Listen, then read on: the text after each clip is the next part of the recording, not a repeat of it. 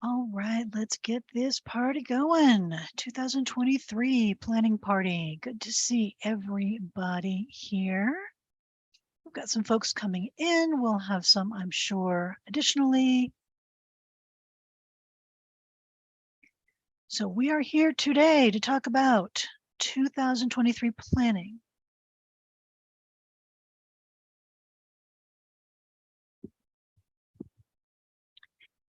So we're going to start with a process for setting your priorities, breaking them into goals. We're going to have time for free writing. So there's going to be time for you to write out one of your goals in a little bit more detail. We're going to give some time and space for self-gratitude. So that is just a very energizing practice. We're going to set some specific tips for financial goals.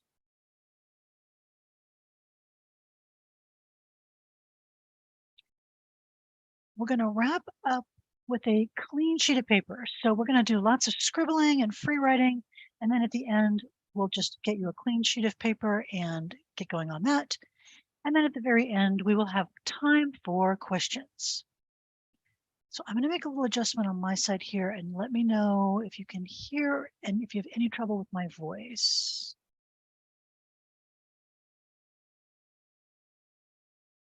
Okay. All right, I have adjusted the sound so I'm not hearing myself twice because that's very distracting. If you can't hear me, please let me know and we'll clean that up and just keep going. So your first task is grab something to write with.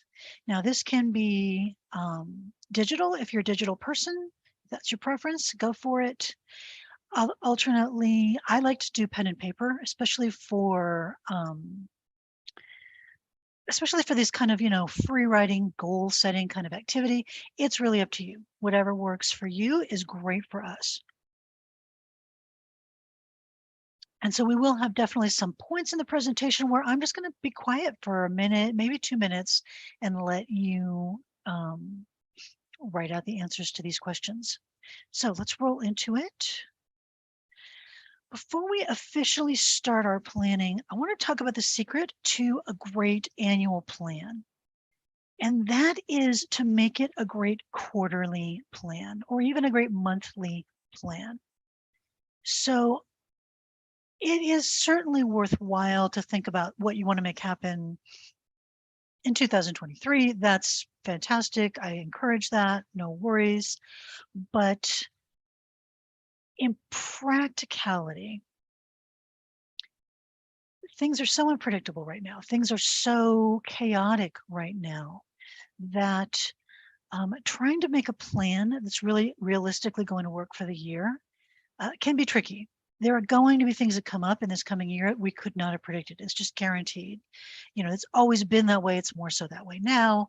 And also, it's overwhelming to look at the year. It's overwhelming to look at what I want to make happen over 12 whole months.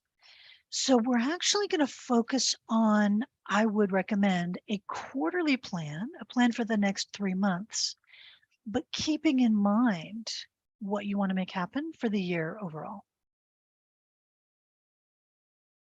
So I would recommend revisit this video. It will be available on YouTube. We'll clean it up a little bit and we'll repost it onto YouTube. Revisit this once a quarter, revisit this process once a quarter.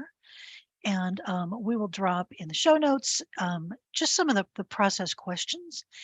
And this is an exercise to do regularly rather than an exercise to do sort of in January.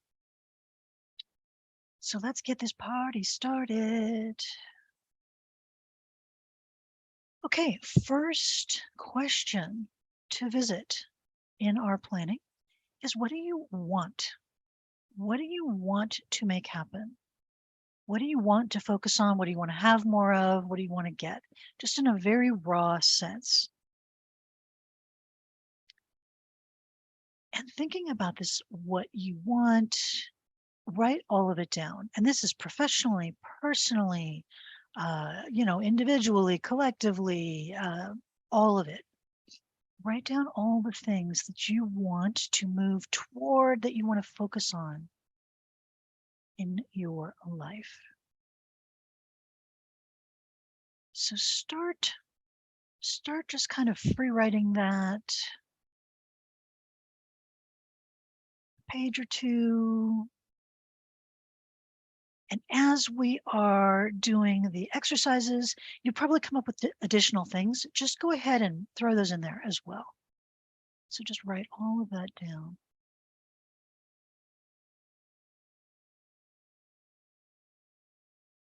And I'm going to give you about a minute as you're writing down the things that you want. You want to be, let's say, maybe healthier, you want to have more revenue, you want to have more, leads for your business, whatever it is. Think about 3 that you'd like to prioritize for the next quarter. 3 areas of focus you want to prioritize on for the next 3 months. Launching a business, working on your fitness. So I'm going to give you about a minute to work on those. Just write down all the things that you want to have more of in the next year, the next quarter, and then put a little star maybe next to those 3 priorities. Now, as you're writing out your priorities, leave yourself some room on that page. So you can start a fresh page if you want to, but we're going to unpack the individual priorities. So just give yourself a little room to write. And this is a messy process, a freeform process. So anytime you need to just turn the page and keep going, go for that. Minimal self-censorship and minimal editing.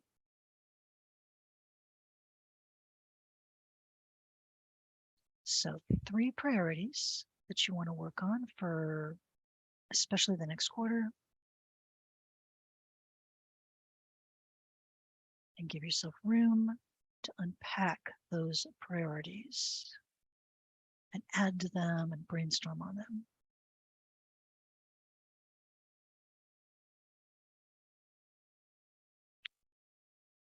As you are putting your priorities together, I would like to encourage you to leave at least one or reserve at least one for some kind of self-care, happiness goal. So a health goal, and especially a very positive health goal, like more movement, something that really is about feeling better, having more energy, maybe getting more sleep, whatever it might be.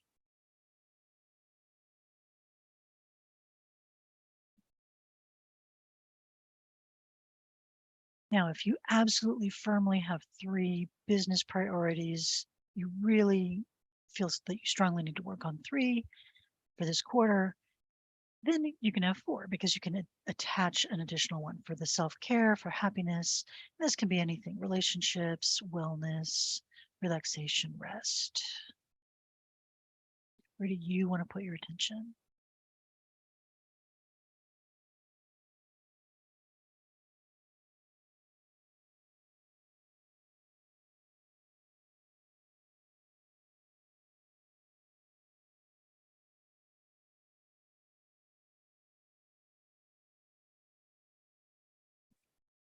All right. Now pick one priority to expand for now. So you've chosen 3, maybe 4 if you've done 3 sort of professional and then 1 personal.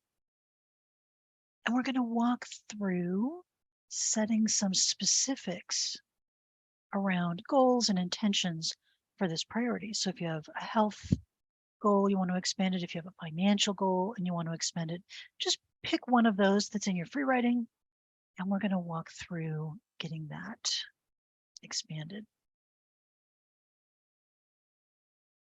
We're going to start by translating that priority to some accomplishments, some habits, and some states. So let's talk about that. If you have a financial goal, an accomplishment, so if you're prioritizing, let's say, improving your your business results, making more money with your business. An accomplishment related to that is I earned $1 million in 2023. That's a milestone. It's a yes or a no. It's well defined. A habit that might be associated with that priority would be I check on my finances every day, or I run my balance sheet once a month, or I develop and build, I work on my marketing 5 days a week. So there would be a habit or probably multiple habits that would be associated with that priority. So thinking about a habit you want to develop that's going to support that priority. And then state is really an emotional state that's going to be associated with this priority. So if you are doing the things to grow your business and you're getting a good financial result, the state might be, I feel financially confident and secure. I feel like the kind of person who can get things done in my business. I feel like a good marketer. I feel like my business is, doing good things in the world.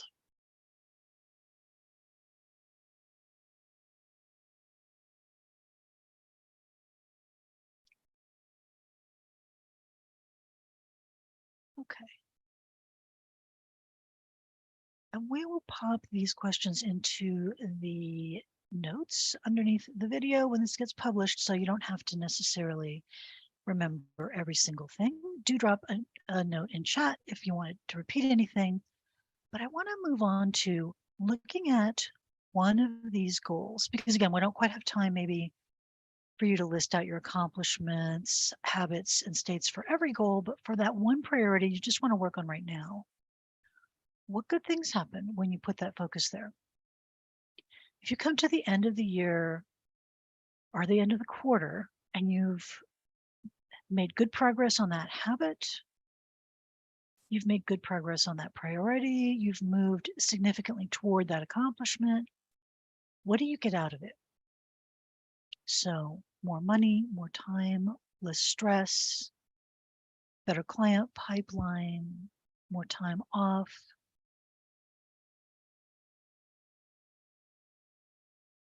One of the most important to focus on is a sense of self-efficacy. So if you make progress on your goal, you will tend to feel like the kind of person who can make progress on goals. And that self-efficacy is a great kind of side effect to working on priorities and, rowing our little boat in the direction that we want it to go.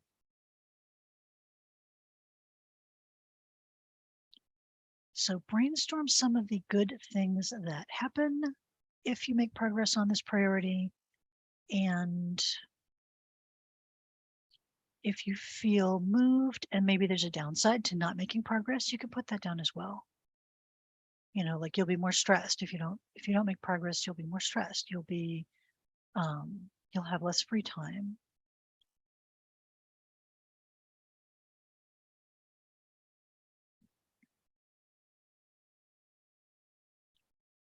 Take some time to think about, what does this look like when you win?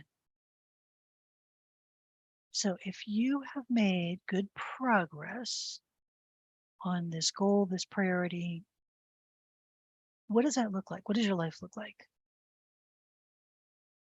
Maybe it's a question of having more revenue in the bank. Maybe it's a question of taking Fridays off. Maybe it's a question of getting a really nice vacation scheduled for the summer.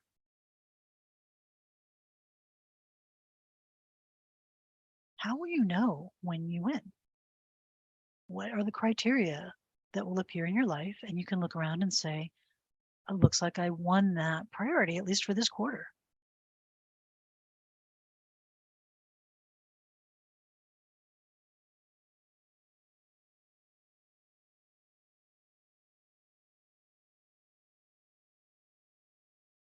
So as you're just fleshing out, what does the world look like, when you've made real progress, when you've put the time in, the energy in, the passion in, whatever it is that you need to do to move forward. this is a great moment to, that's very future oriented. We're thinking about what's going to happen. We're thinking about what things are going to look like when we have done the things. What does it look like today? So what's your starting line today?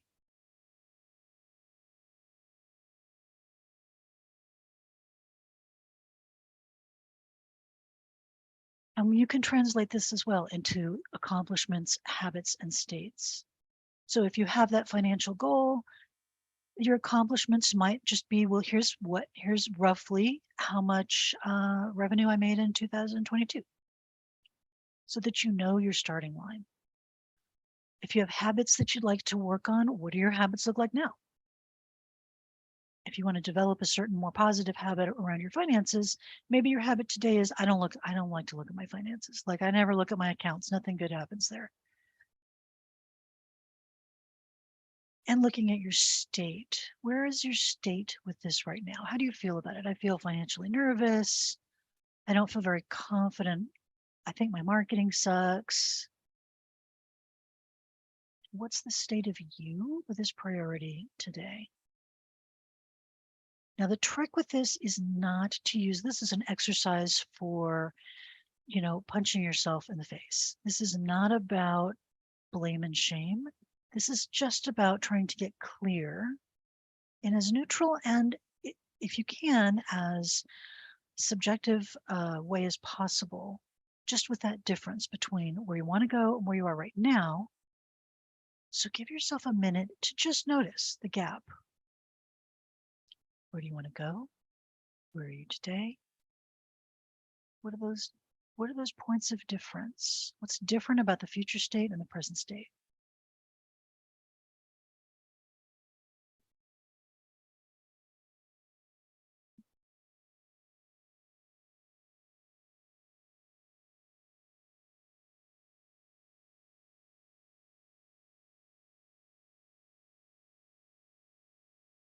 And anytime you find yourself, getting angry with yourself or frustrated or starting a loop of, heavy self-blame or shame or anything like that, try and just notice that that's coming up, and then as much as you can, let it go. The more you practice that, the easier it gets. It can be difficult to let go of the shame.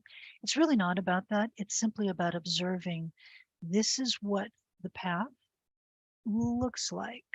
It has a beginning and it has an end point.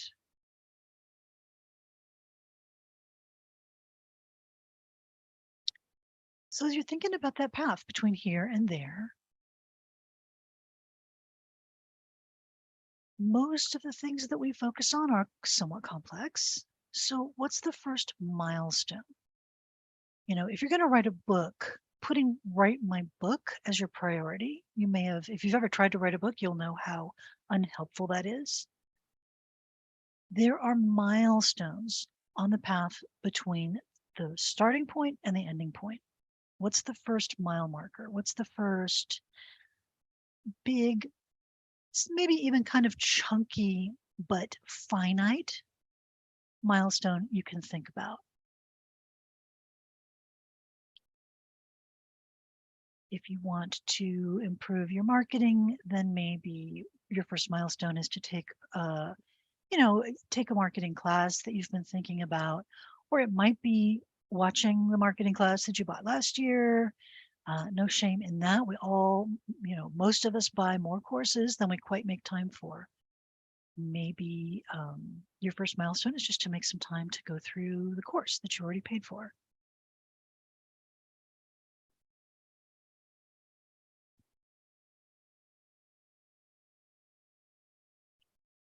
Now, if you can think of additional milestones and they're kind of, you just know off the top of your head, there are 4 or 5 things that you need to get done between your starting point and your priority goal, you can sketch those in. You've got some room. Now, thinking about the milestone, there's a next step to getting to that milestone. This is the old concept from David Allen of a next action. This is something that can get done in a short, finite point of time. A first step can be put on your calendar and it's realistic. So it's not learn more about marketing. It's something like find that marketing book I bought last year and read the first chapter.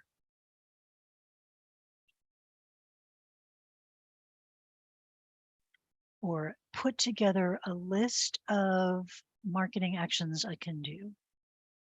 Or get onto LinkedIn and find 10 names that I would like to reach out to. So steps, the individual steps on the way to milestones, they can be very quick. I mean, they can be 1-minute tasks. They can be 20-minute tasks. It could be to sit down for an hour to work on something. And steps are better when they're specific. So instead of necessarily maybe decide on the topic for my book, it's sit down for 20 minutes and brainstorm topic ideas for the book, or do some free writing around what I want the topic for the book to be. And again, you probably have a number of steps that are occurring to you. Just write down the steps that you know you're going to need to take, and then you can prioritize them anytime you want to.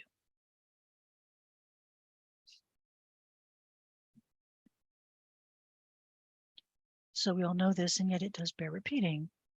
Big goals are reached milestone to milestone, and milestones are reached by taking steps after steps after steps. And those steps, if any step is too intimidating to think about, it probably needs to be broken down into some smaller steps.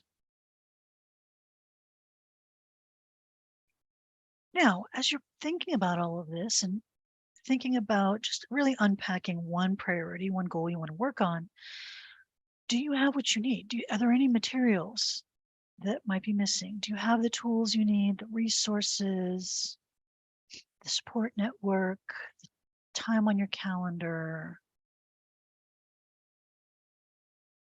So spend some time just thinking about what might be missing. What might I not have in place or I might not have access to that will allow me to reach the first milestone? And we're going to work milestone to milestone rather than working toward, I'm going to make $1 million this year, although we may have that in mind. We may be thinking about, that's my goal for this year.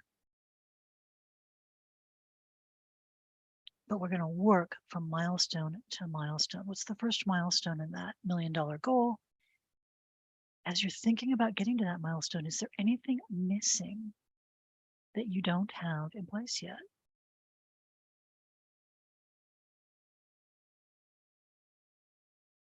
Identifying what you don't have and that you need to have is a really important and really easy to overlook part of setting goals and priorities.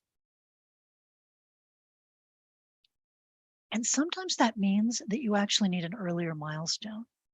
So if you have a really ambitious business goal, or honestly, any really ambitious goal, and you don't have time on the calendar to do the steps, then that first milestone might be finding ways to open up space on the calendar, finding ways to create more pockets of time.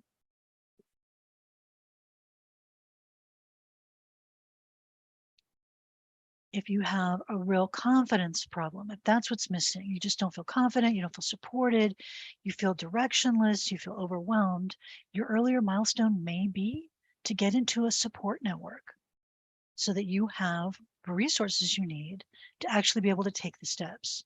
So if you feel like you can't take the steps because something is missing, you may need to put in a pre-milestone of improving your environment so that you're setting yourself up to make something happen that you want to make happen.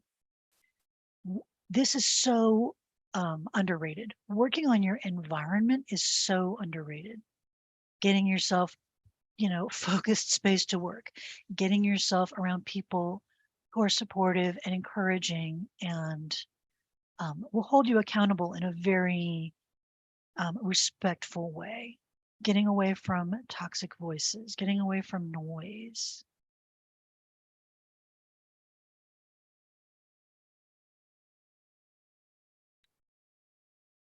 All right. That's our priorities process. I actually do a version of this process every Monday with my community, where we just do a mini version of this for the week. And you can certainly do that, setting your priorities for the week. So I want to spend some time on a self-gratitude practice. This will be a few minutes of free writing. So you might want to turn a page or create a fresh document or just get a fresh space. I do want to encourage you. I'm going to give you a moment here, just sort of stretch, shake everything out. Thinking this kind of future thinking where you're really thinking about where do you want to go? What do you want that to look like? What's the path look like to get there? It's cognitively expensive. It's tiring to think about that kind of work. So give yourself a minute, just stretch it out, take some breaths. If you want to get up and go grab a tea, something like that, we've got a minute. Give yourself what you need. We'll be here.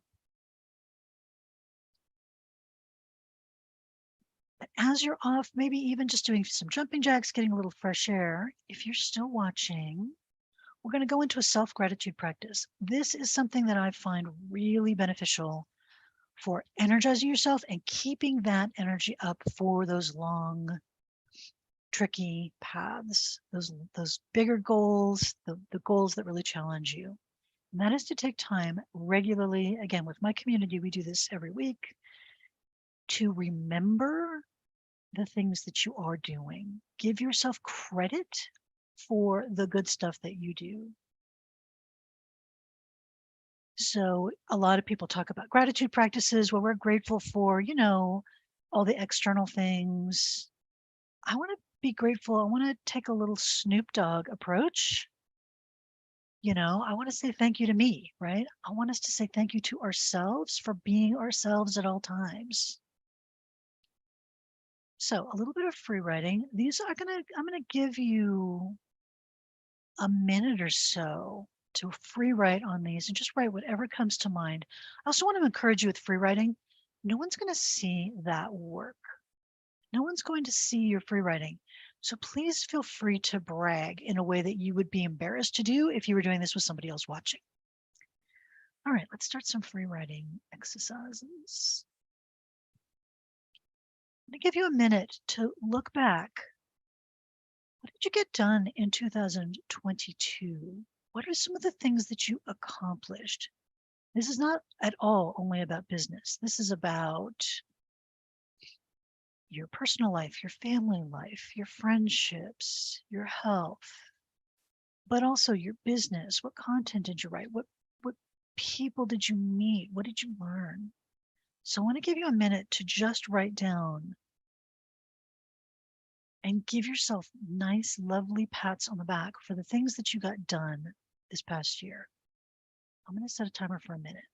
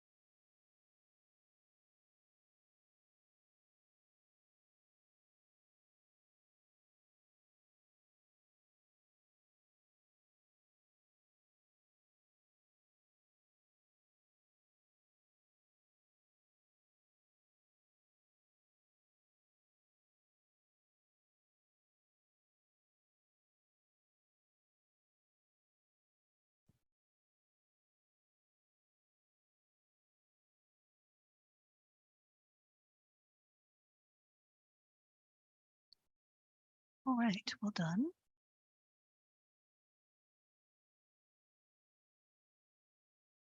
Now, there are probably things on your list that you didn't get crossed off, but you did make progress.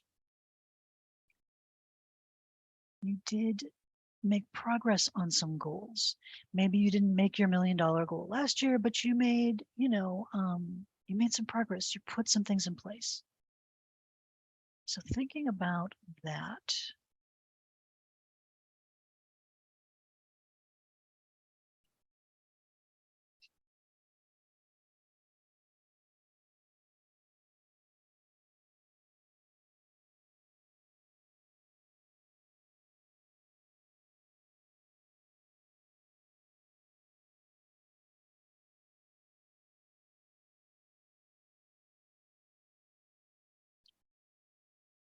now I would love you to think about, what are you good at? And again, this is private, so you can brag. I would encourage you to brag.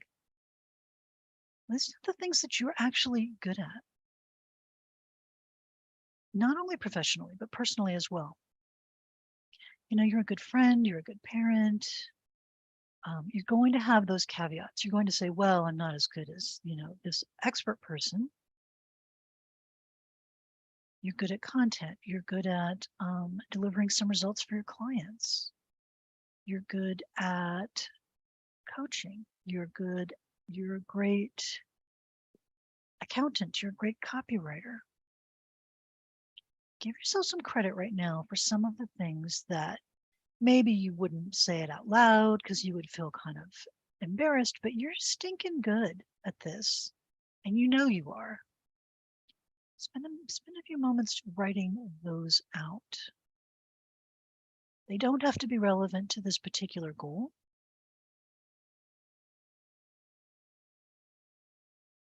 One thing I've found is so much of the things we work on, they're very multifaceted.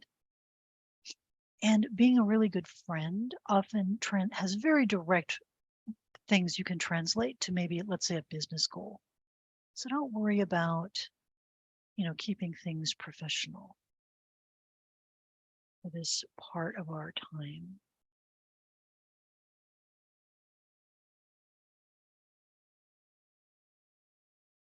Related to this, what have you put the work in? So what have you spent real time getting good at? You're a writer and you've put lots of time into being a good writer. You're an artist, a graphic designer. You've put that time in to learn to do it really well.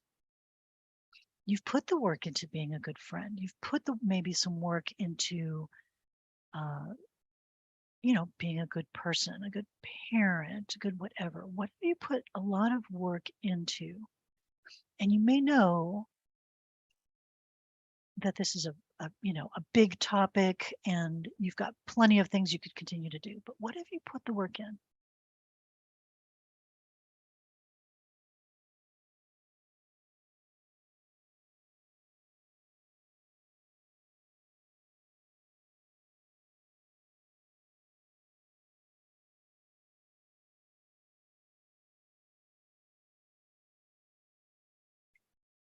All right.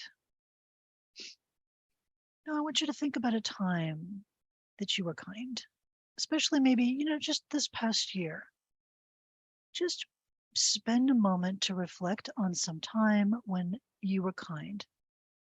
And this can be in any context, your friendships, your family, whatever it is. Reflect on that moment.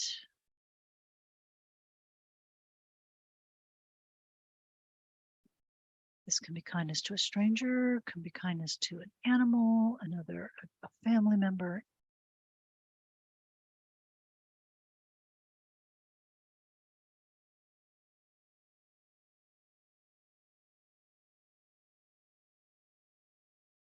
And now I want you to spend a moment reflecting on a time when you worked hard.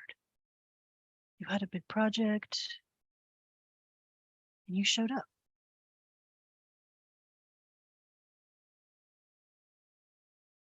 On something that was hard for you, not working hard by some external standard, but a time when you really made an effort. You did something outside your comfort zone, or you showed up. We live in a culture where it's very easy to spend a lot of time getting angry with ourselves for being lazy. I'm in the United States, and we're very, very quick to call ourselves and other people lazy.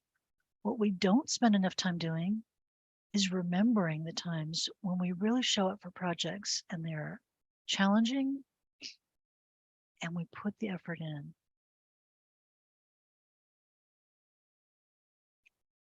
And then one of my favorites is give yourself credit for something that you don't think you should get credit for. So if there's something in your life that you do reliably, and you have this tendency to think, well, I'm not supposed to get cookies for, let's say, showing up to work on time. Like, what am I supposed to get a cookie for that? That's just this, that's just what you have to do in life.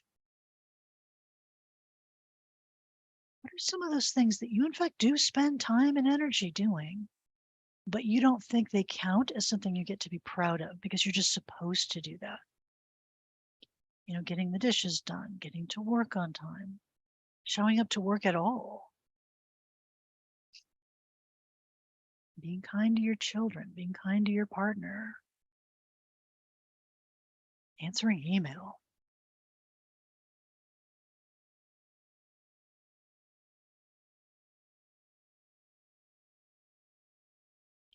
I notice a lot of times when people are having a tough time moving toward a priority, there's a huge amount of their time and energy being taken up by obligations that they don't feel they can shift. Maybe they can, maybe they can't.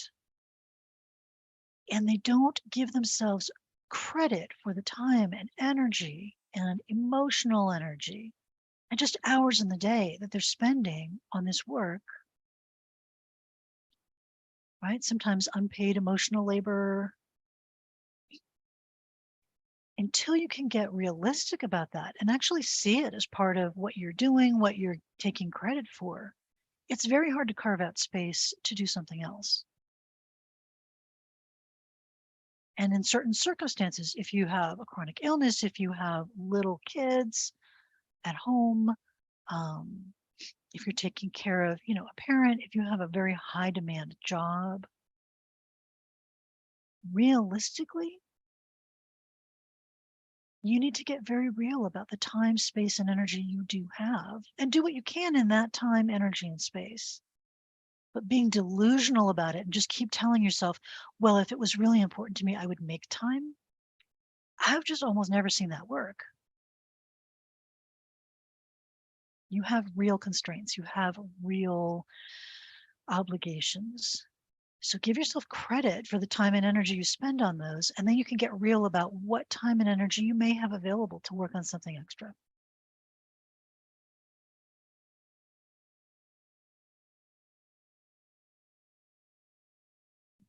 All right, let's get back to some planning.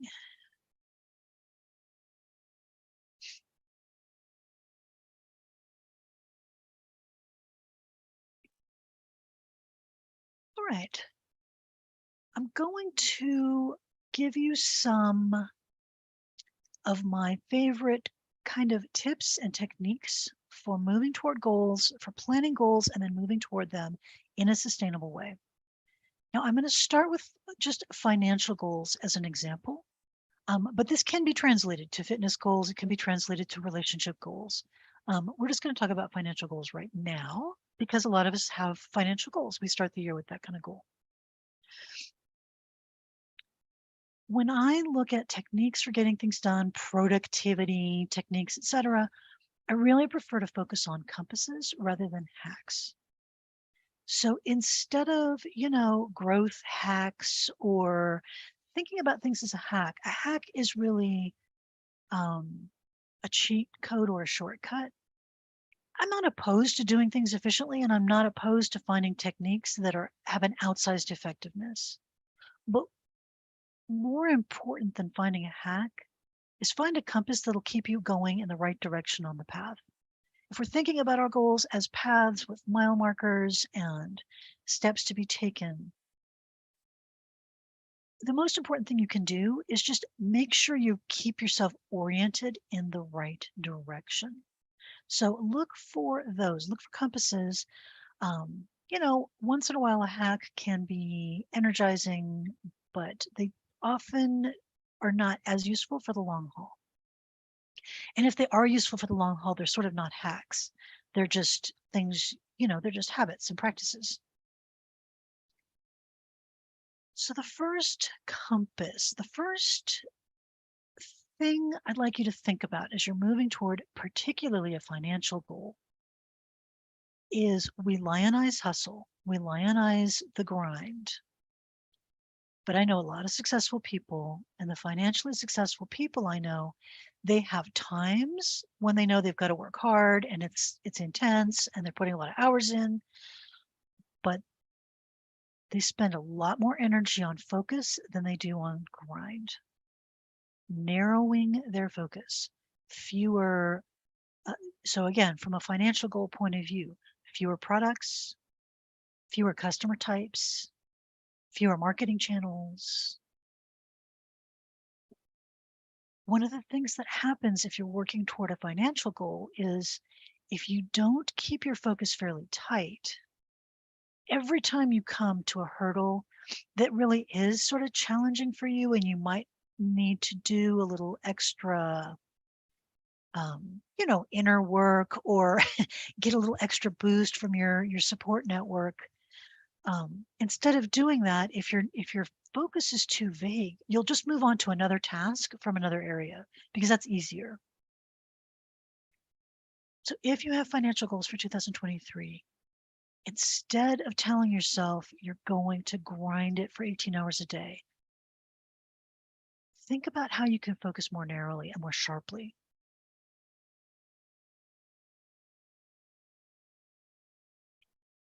Another thing I think is honestly critical for reaching financial goals is you have to have the right structure for your success.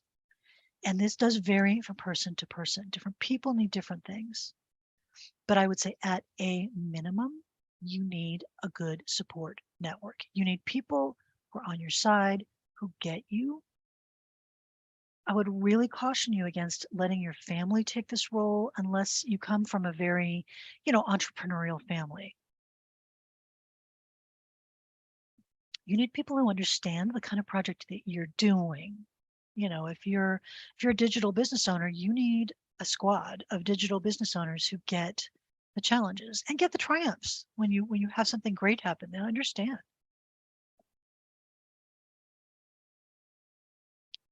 Another component of structure for success is make sure you have time and space to do focused work. If your environment is super chaotic all the time, which is one of the reasons that folks who have little kids at home can be so challenging, that's not always doable.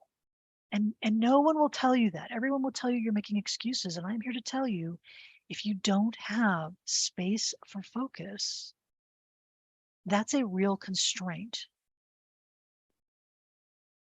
And so your first milestone is probably, let's figure out how to improve this constraint so that I have some time and space to focus. Might be smaller pieces than you would like. I'm not saying it's necessarily going to be ideal, but you need these structures. So you need support, you need encouragement, you need accountability, and then you need time and space realistically to focus. And you probably need a framework. You probably need some kind of well-proven path if this is something that you've never done before, so that you know that you're doing the right steps in the right order. Another kind of compass, another practice for any kind of goal, but certainly for financial goals, is to develop a habit of restarting. So you'll have commitments, right? We all make those resolutions and commitments and intentions, and then you will let some of them drop. If you can develop the habit of noticing, I was doing really well on my marketing action habit, and then I'm not right now. So I'm going to get into the habit of starting and restarting and restarting. One very useful thing for this is to give yourself a very small action you can do to get the momentum starting again. You will have lots of challenges to your momentum anytime you're working on something that is more difficult. And then especially for financial goals, instead of necessarily thinking of major projects, I'm going to create the most definitive online course that has ever been created for my topic. And it's going to take me a year and a half to make. And it's going to be brilliant. And it's going to be my $1 million product. Do smaller, controlled experiments. Create a workshop instead of a course. Create a one-day workshop. Create something small that has a meaningful outcome, that creates a meaningful transformation, but that is something that you could create maybe in a weekend even. And get it out there, see what people are doing, and build on your successes. It is so easy to spend not only your time, money, and energy, but your motivation on experiments that are too big and that are out of control. You let them get so big. So always be thinking about, how can I take my big goal and turn it into a small, controlled experiment? I can build something, I can put it out into the world, and I can observe what happens. And that is true for growing your list, having a product that you sell, having a service that you offer, anything it is. The reality is you absolutely may be able to create that life-changing online course. You absolutely may be the right person to do that, and you may get it done, but you're not going to get it done this week. So think smaller and think more consistent in those business and financial goals. And we talked about this when we talked about setting priorities. Instead of necessarily always keeping your eye on, I want to make $1 million in 2023, work from milestone to milestone. So think about a path, think about a resting point, a pause point, a marker between where you are today and where you want to go, and work to that marker, put your energy there. And then when you get to that marker, take a moment to celebrate it. Take a moment to celebrate. I mean, online, very often, if you're brand new, let's say to online business, making your first dollar or your first euro is a milestone. You can't make $1 million of them until you make one. If you have a little bit larger financial goal, it might be, I want to work toward a $10,000 month or 10,000 euro month or 10,000 pound month. And then get that kind of consistent, really celebrate that. And then think about, okay, what's my next milestone I'm going to assign myself?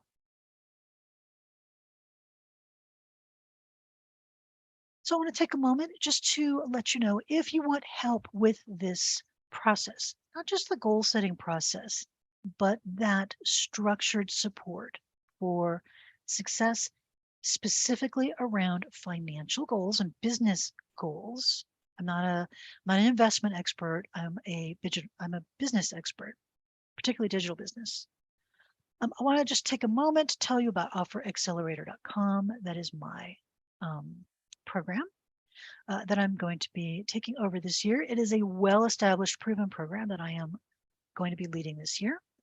And Offer Accelerator is for business owners who want to help customers in more profound ways. You want to go deeper with the people that you help. It is also for content creators. You might be good at audience growth. You might be, you might have like a really nice audience for your blog, your podcast, but you're having a hard time translating that into a product or a service that's making revenue. It's also really good for feast or famine freelancers who are right on the edge of just burning out because, you either have 0 clients or you have more clients than you have hours in the day to serve.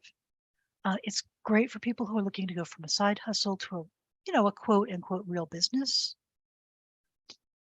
And also, if you are a coach or if you've created a course and you feel like that you've reached that milestone, but now there's another milestone that you'd like to make in terms of making more revenue. Offer Accelerator is designed to get you to an offer, a business offer for your business that's reliably, consistently getting you $10,000 to $20,000 a month, could be more, without working every hour of your life. So that's what it is designed to do. We have a Smart Start Kickoff. That is a structure. That is a proven, concrete structure for success. It is 4 weeks. If you are ambitious, if you want to hit the ground running, and you're like, I'm ready. I'm really ready to make a lot more revenue in 2023. You can go from having an idea for a new offer to getting it out into the marketplace and getting people ready to buy it in a month. Now, if you don't want to go that fast, you don't have to have your foot flat on the accelerator, but it's there if you want it. You get 6 months of weekly small group coaching, keeping you on track, keeping you accountable, just keeping you having fun. I provide personalized feedback on your projects. So, your opt-in page, your landing page, whatever it might be. So if you are curious about what Offer Accelerator might be about, you can just go to that URL, offeraccelerator.com. There is an application process because it's not really well suited to everybody, especially people who are super new to business. And so I just take a look at all of those personally, and if I think it might be worth exploring, we'll get in touch. All right, let's grab a fresh sheet of paper. So we did a lot of free writing. We have a lot of mess. We have a lot of pages. We have a lot of words. Grab a fresh sheet of paper, and we're going to create kind of a clean version of your goals and priorities for the next quarter. And if you want to have something that's kind of an overarching theme for the year, that's awesome as well. All right, so on this fresh sheet of paper, write down 3 priorities. They can be priorities for the year or priorities for the quarter, but 3 priorities you want to be working on now.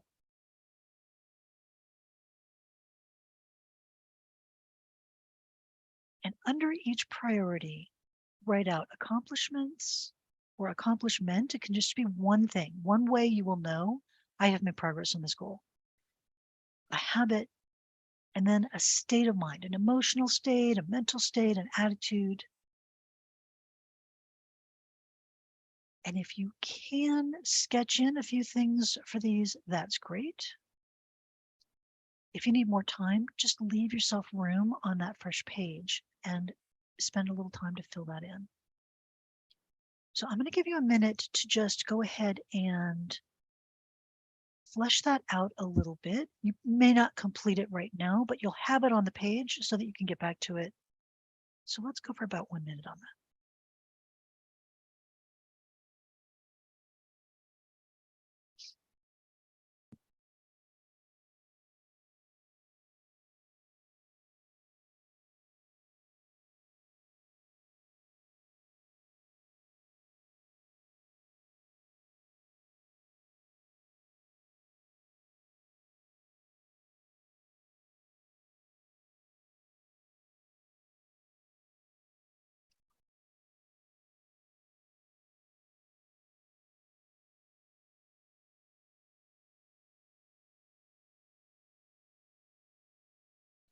Got about 20 more seconds.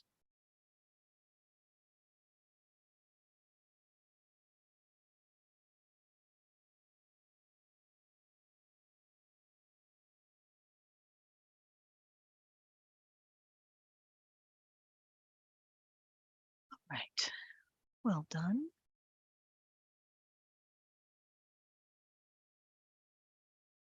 All right, now looking at your 3 priorities, can you come up with a first milestone for each of those? You want to make $1 million. What's the first step from where you are now to get there. Maybe it's a consistent $10,000 month. Maybe you're at a consistent $10,000 month and it's a consistent, $20,000 month. Remember that we work milestone to milestone instead of working from the very beginning of the path all the way up the mountain, because it's too overwhelming and it's too hard to plan that many steps ahead.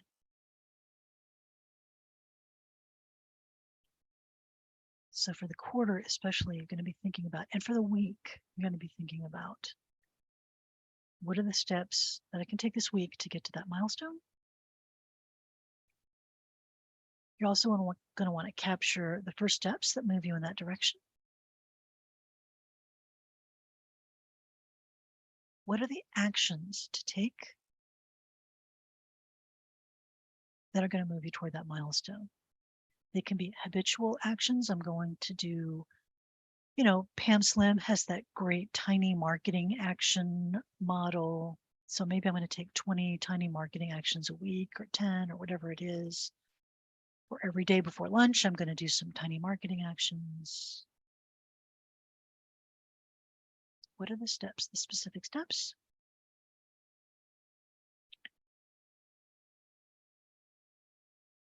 And then, and this is challenging, get those steps into your calendar. Specifically, I find if you get the prep into your calendar, you may find that you pick up quite a bit of momentum. So if you have, if you need to do some research or set some equipment up or watch some videos from a course or, get in touch with some people before you can really start to move toward your milestone, get the prep into the calendar. Realistic times and days. If you are not a morning person, do not put this in for 6 a.m. You're not magically going to become a morning person just because it's on the calendar. If you don't see any place realistic on your calendar to get these steps in, you have some important information. And your first milestone is going to be, how can we get this calendar to have some space where I can really make some things happen?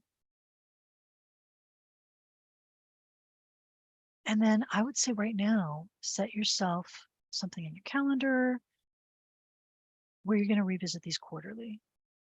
I sort of like to do these around like the solstice and the equinox, just because it divides the year up nicely and it's always easy to kind of remember how far ahead that is. It could also just be the first of the month, every 3 months. Taking a look at the whole process. What are your priorities?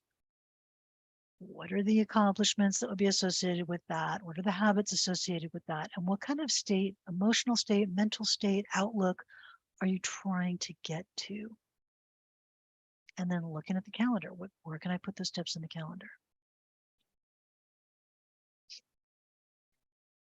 So just a checklist for a viable 2023 plan. Set 3 priorities. If you set 8 priorities, you are not setting priorities. But the world is complicated, so it's not always, it's not always possible to set only one priority, although you can have a top priority and then some ancillary ones. But set 3 priorities for your year or for your quarter or both. Unpack those to related accomplishments, habits, and states. Define the next milestone for each of those kind of final goals. So if you have a big accomplishment associated with that priority, you may have multiple milestones before you're going to get there. Identify the first steps and also just capture any other steps to take so that you have concrete things to do, kinds of things that can be put on your calendar and realistically done. Attach times and dates to your steps. Keep most of your focus on the next milestone. It's great to be aware of the larger goal, nothing wrong with that. But your focus, when you're looking at your calendar and you're looking at your day and you're looking at your resources, your focus is on the next milestone. And then revisit that quarterly.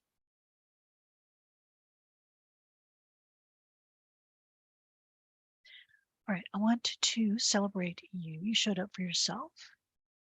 You spent some time, about an hour, thinking about what you want to have in your wild and precious life. That's amazing. I do have some time for questions. Go ahead and pop them in the chat if you have any questions, and we will get those addressed.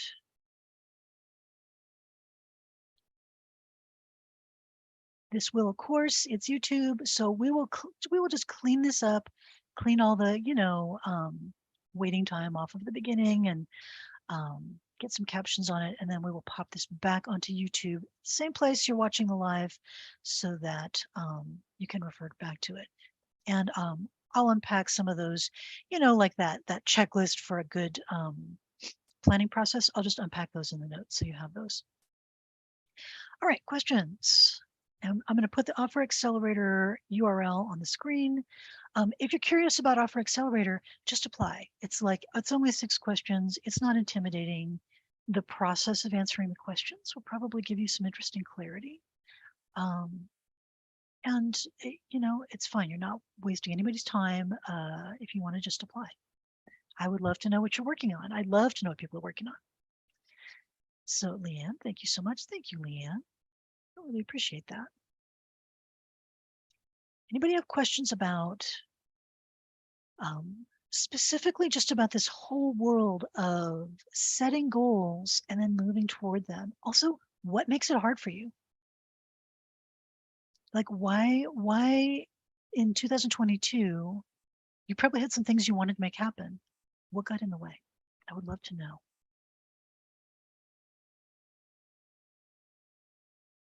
I'll give you one that I see come up all the time while you're writing. Is you get the stuff on your calendar. You have goals, you have steps, you've broken it down, you have the step on the calendar, you get to the calendar and you're like, oh, hell no. I won't do that. I do not feel like writing that blog post. I do not feel like doing my tiny marketing actions. I don't want to. That is the number one obstacle. Good to see you, Rob. If that's happening for you, the first most important thing to know is that does not make you a flake who's never going to get where you want to go. That is just a normal part of how we work. If you find you're doing that consistently, your next step is a little too big. So just cut it in half and see how that goes. Remember, controlled experiments. If you are, if you get to write my blog post in your calendar and you get there and you're like, ugh, I cannot stand the thought of doing that, then maybe spend 10 minutes just brainstorming content ideas. You just haven't given it enough steps. You haven't cracked it down into teeny enough pieces. Yeah, Toral saying ready for the new year and downsizing multiple offers to one.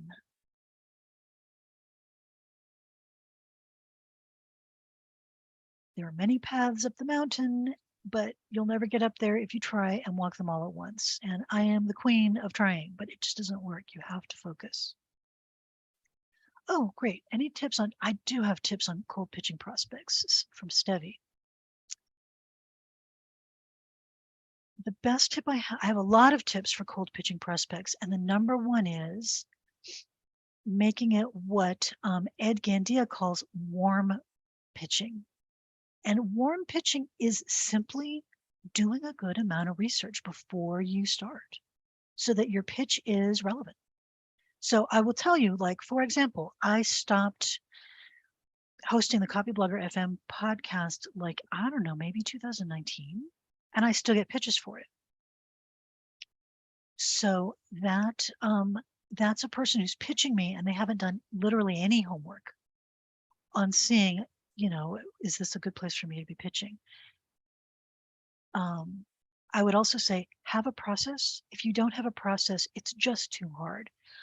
Ed Gandia, Gandia, I think is absolutely brilliant for pitching process.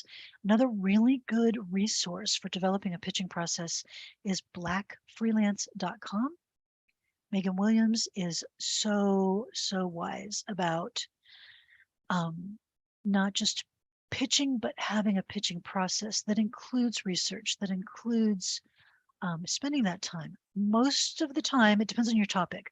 Most of the time, if you spend 5 minutes on LinkedIn before you send that pitch, you will be able to make it really focused.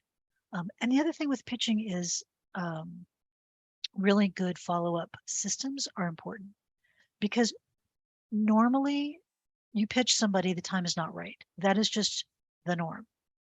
98% of the people you talk to, the timing's not good.